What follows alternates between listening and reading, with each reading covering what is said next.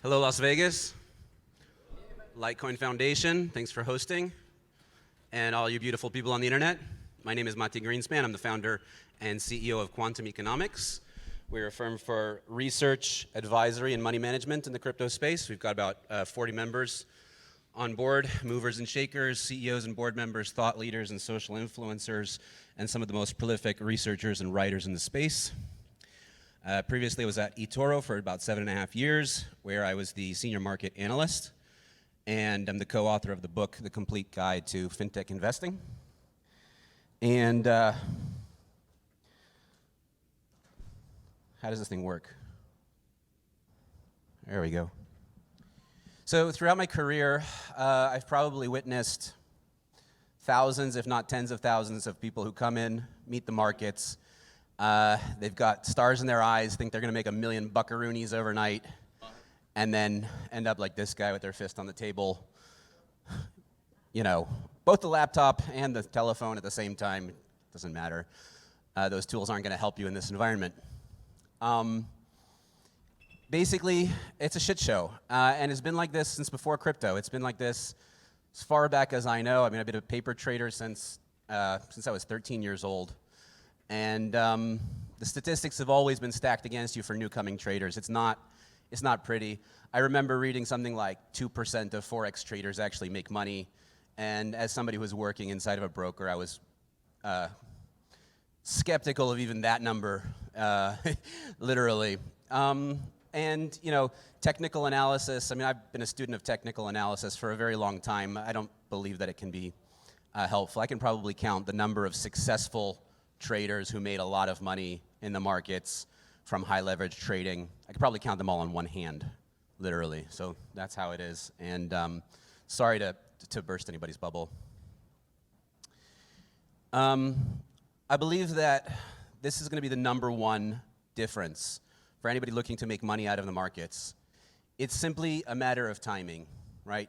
If you come in and you think you're going to make a lot of money in a very short amount of time, I'm very sorry to tell you that's not the reality. It just doesn't work that way. The markets are a mechanism of transferring wealth from the impatient to the patient. Only by sticking in the markets for a very long time and by finding assets that have value, that's the way to do it. And every successful investor that I've ever seen has had that attitude: buy and hold. And this can be done in many different ways, of course. But I think that the idea here is pretty simple. And I've seen it happen over and over again. It's become basically like a recurring theme. And I've seen people, I've done, as an account manager in eToro, I did, analysis, big data analysis on their client base. And, they have the copy trader feature, which is pretty awesome, and it helps people. But still, they're not able to get much more than 10% of people who are still successful. And the ones who always surprised me were the ones who just bought some stocks and just let it sit for 5 years. And all of a sudden, you see their stats are amazing. And I did a campaign of like finding those people and saying, okay, you got to come up and let people copy you and be active. And as soon as they got active, guess what happened? Not pretty. So that, I believe, is the number one thing that's going to help anybody who's trying to make money in the markets, is do not think that every action that you take in your account, and of course we've seen is now public information, the thing that with Robinhood where they throw out the confetti, we've known that internally in the industry for a very long time. It's called gamification of finance. And it basically is there to make people active, to make people trade. But every single trade that you make, you are paying a broker, you're paying a fee, and you're increasing your chance of losing money. And hopefully the clicker works this time. That's backwards. There we go. I've never used a standard deviation. I don't want to get too mathematical because I'm not a mathematical guy, but I do want to show you the mathematical proof of how something like diversification can help in your portfolio. And I believe that this is the second thing that can help you make money over time with the long-term mindset. Of course, you can't just put all your eggs in one basket. We know that. That's a given. But this is mathematically proven. If you look at this graph, it says 100% in asset A, which is considered the low-risk asset. Usually, portfolio managers think of like bonds as a low-risk asset. Personally, I don't like bonds. I would never consider lending my money to the U.S. government. That's just asinine, in my own opinion. But for the purpose of the mathematics, we'll look at it.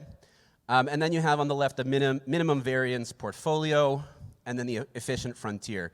So at any point in this line, in this curve, this parabola that you're seeing is basically a mix of asset A and asset B. And if you have 100% in asset A, your risk is relatively low, but your return is also very low. And with the efficient frontier, meaning there's a mix of stocks and bonds, or of different assets that you can make, that your risk is actually identical. Right? There's no more risk. It's the same exact amount of risk, but your return is so much higher. So diversification of your portfolio is critical. Now, obviously, I'm not talking about diversification within cryptocurrencies. I met one client who just basically said, yeah, of course I'm diversified. I've got Bitcoin, I've got Litecoin, I've got Cardano, XRP, I'm good. No, it doesn't work like that, of course. Those assets are very correlated when you get a big bear market. And even, the bear market that we're having right now, I think that's, multi-asset, and even any kind of risk assets are going to be difficult. Even the safety assets are tough, which is why, again, long-term helps, because bear markets are temporary. They are transitory, as the Fed likes to say. They don't last forever.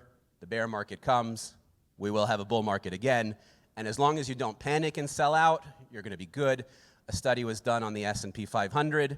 Over the span of 10 years, if somebody held, you never lost money, right? If somebody came in 2007, bought the stock market, right, and held on through the crash, by 2013, their portfolio was sitting pretty again, and by today, they made a lot of money.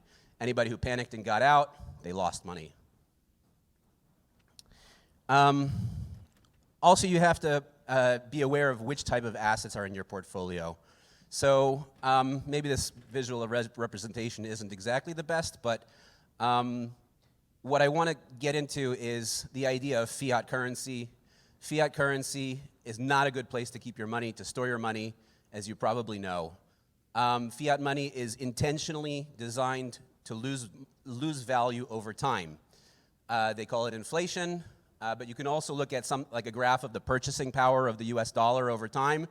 It doesn't ever go up. There's been maybe one period in the last 100 years of like 2 years that it went up.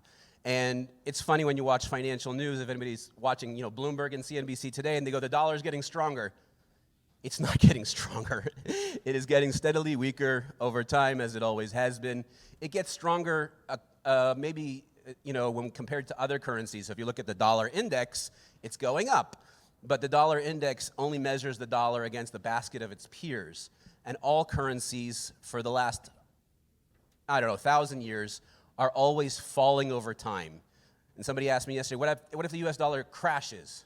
Well, yeah, I mean, it's constantly in free fall. All of the currencies are constantly in free fall. So I think, if it goes lower, okay, if it goes lower faster, people will survive. Bitcoin is an anomaly, and I think all cryptocurrencies are anomalies in that, most financial assets that you think about, a stock will give you a piece of a company or something like this, give you a dividend, right, and then you can enjoy from the growth. Bitcoin and Litecoin and other cryptocurrencies are really capitalizing on digital scarcity, right? And that's a brand new asset class that we're just now looking into. But what we noticed also is that the more institutional adoption we saw of Bitcoin, right, suddenly we saw more correlation with the stock markets and other risk assets. Because once the portfolio managers are able to hold that much Bitcoin and then their stocks are falling, they're going to get a margin call, they've got to sell some of that Bitcoin, and all of the risk assets tend to move together. I don't think that dynamic is going to go away anytime soon, but something to be aware of. And in general, I mean, when we think about cryptocurrencies, right, the story of the ugly duckling comes to mind, right, where you've got a basket of eggs, right? Don't put them all in one basket. But one of them might be a little bit different, right? And I think that is really cryptocurrencies. It is something that, I don't know, people are going to look at for the first time. Most average people are going to look at and go, oh, that's ugly. That's not a financial asset. That doesn't look like all of the other financial assets in my portfolio. But sometimes, they grow up into a swan. And one of my favorite books when I was a little kid was called The Stinky Cheese Man. I don't know if anybody who's read it before. But they had basically a play on some of the most famous fairy tales. And of course, they did The Ugly Duckling. And in their version, the ugly duckling turned out just to be a very ugly duckling. And when he grew up, he was just a very ugly duck. So when we see projects like, Terra Luna or, other cryptocurrencies that might not have a very solid foundation, they grow very fast, but they are not necessarily solid financial investments.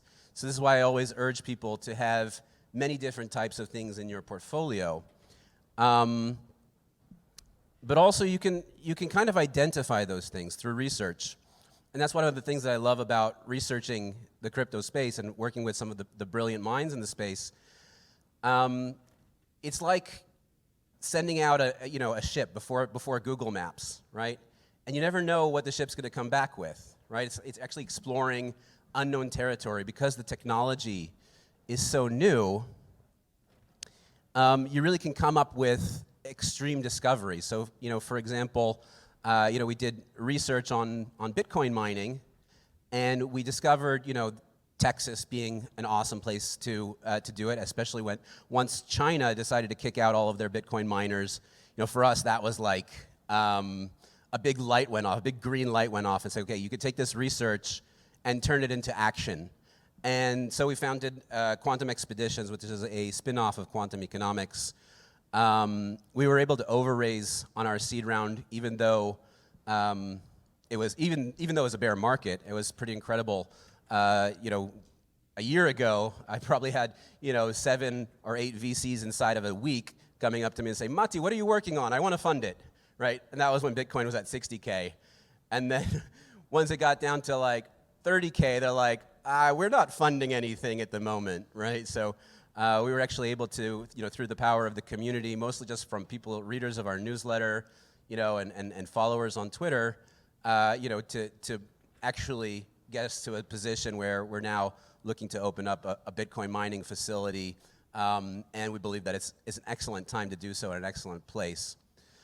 But that's the other thing, is the bear markets, you don't have to be scared of them. I mean, yes, they suck, and I can tell you quite pointedly that a lot of our clients that were doing research and marketing suddenly had budget cuts, which is why we really, at that point, because of the knowledge and industry insight that we had, we were able to transition into a more builder attitude, right? And that's what bear markets are for. They're for building. They're for finding stuff, finding things that are really cool and are interesting and are going to change the way that we look at things completely. One of the things I'm most excited about is DeFi, right? And I do believe that within 5 years or 10 years from now, DeFi can completely replace traditional markets as we know them. They're a lot safer, a lot more efficient, they're transparent, and most of all, fair. Because after the GameStop, saga, a light went off in people's head, right? We had COVID, right? And people were all like, they couldn't go to work anymore, so everybody was, we were all sitting in our houses, looking for something to do, looking for a way to make money online. And I remember myself, when I just got married and I was looking for something to do with my life, I was like, how do I make money online? And that was the first thing I found is, trade Forex. But obviously, those websites are kind of roping you in, and I've been through that, leverage trading and losing so many times I can't even count.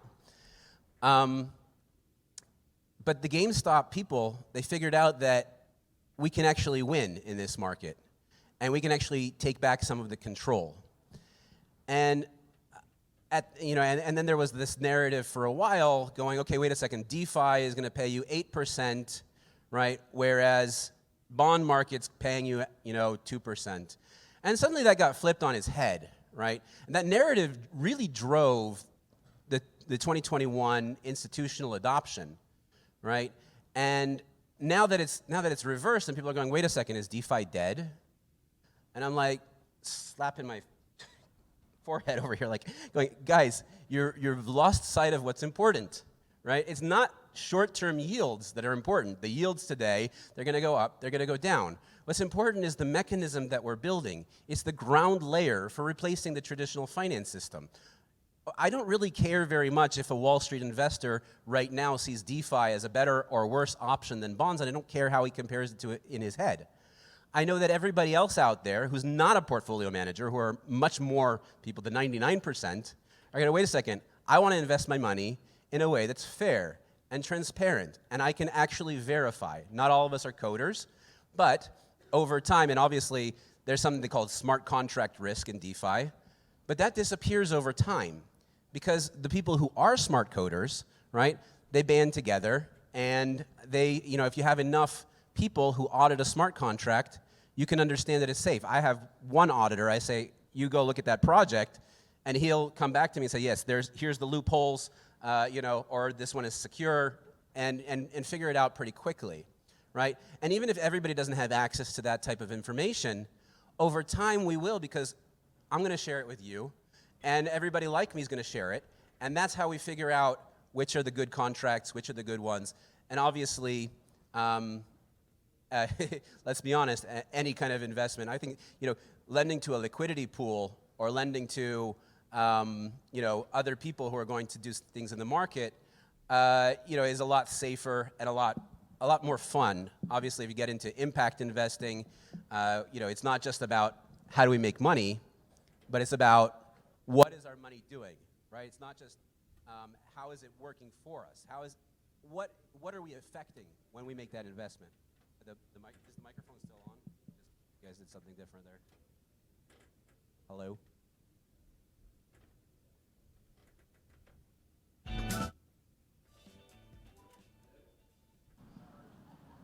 Check, check. What is my money doing, right? I'm just going to take a few $1,000s and put it somewhere. I'm going to buy Apple stock. I don't know. I don't really like Apple as a company. I'm not going to buy Facebook stock. I really hate everything that Mark Zuckerberg is doing, right? But also, don't chase the hype, right? If everybody's buying a specific stock, if everybody's buying Tesla, or everybody's buying Facebook or Apple, that's not necessarily a great investment. For me, it's about finding those hidden gems, finding the assets that are at the moment not doing too well, or they're just starting out, right? And that's one of the magical things about crypto that people just didn't even realize. The ICO market of 2017, well, people might have said, well, that's a flop. In my mind, it was amazing because suddenly every person on the planet can get into a project on the ground floor, something that was only available to VC investors with billion-dollar portfolios just a year earlier. Now, there's a learning curve, right? Not everybody can, assess the risk, right? And figure out which ICO is going to make it, right?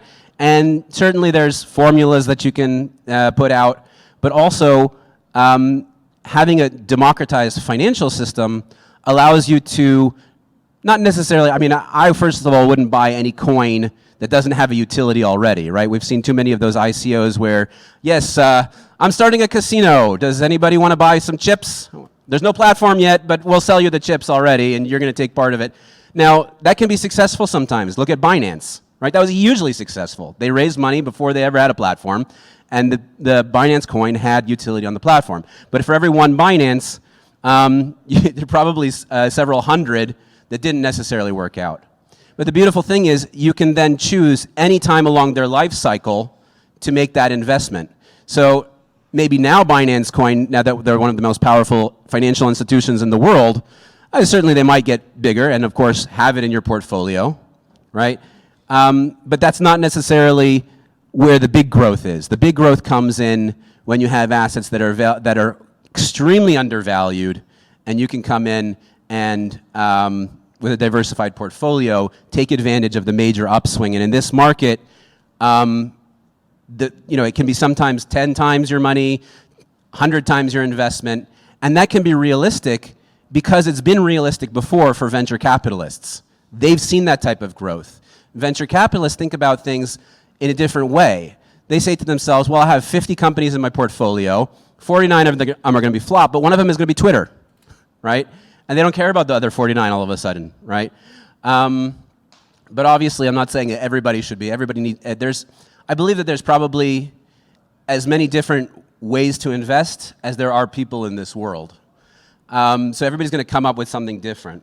But another beauty of the bear market is that right now, there's a lot of projects that are going under.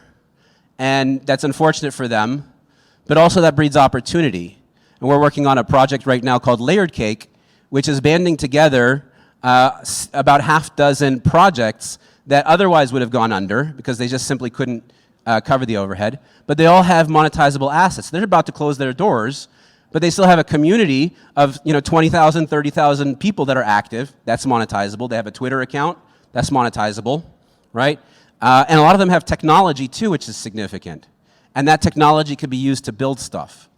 And for me, mergers and acquisitions in the DeFi space has never happened before. It's something that we're just learning right now as we go.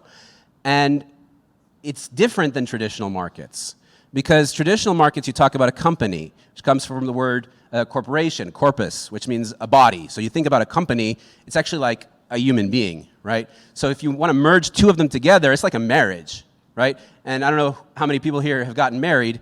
It's not simple, right? There's a lot of, there's paperwork and there's an event and all of this type of thing. It could take a year or two from the time that you get into it.